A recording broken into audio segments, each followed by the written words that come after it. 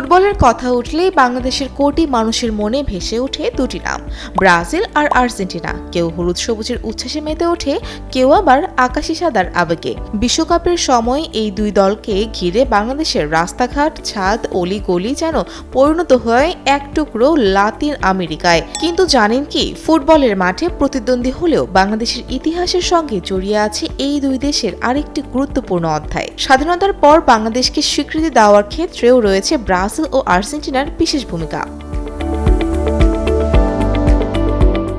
স্বাধীনতার পর বিশ্বের বিভিন্ন দেশ একে একে বাংলাদেশকে স্বীকৃতি দিতে শুরু করে।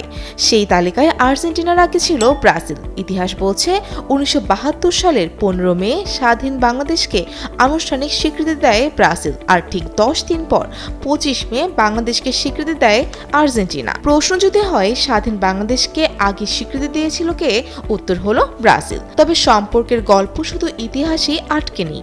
সময়ের সঙ্গে সঙ্গে বাংলাদেশ, ব্রাজিল ও আর্জেন্টিনার বন্ধুত্ব আরও গভীর হয়েছে। বিশেষ করে বাণিজ্যিক সম্পর্কের ক্ষেত্রে দক্ষিণ আমেরিকায় বাংলাদেশের সবচেয়ে বড় অংশীদার এখন ব্রাজিল। রপ্তানি ও আমদানি দুই ক্ষেত্রেই ব্রাজিল এগিয়ে। অন্যদিকে আর্জেন্টিনার সঙ্গেও বাড়ছে অর্থনৈতিক ও কূটনৈতিক যোগাযোগ। সম্প্রতি কূটনৈতিক সম্পর্কেও এসেছে নতুন গতি। গত বছর জাতিসংঘের খাদ্য ও কৃষি সংস্থার এক বৈঠকের ফাঁকে বাংলাদেশের সাবেক প্রধান উপদেষ্টা মোহাম্মদ ইউনূসের সঙ্গে সাক্ষাতে বাংলাদেশ সফরের আগ্রহ প্রকাশ করেছিলেন Luiz Inacio Lula da Silva.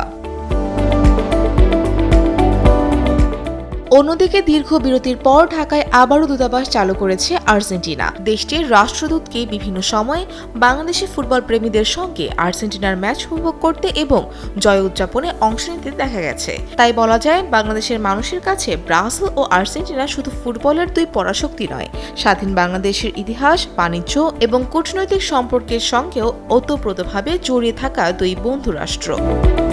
ফোসিয়া Fariha, টেলিসান।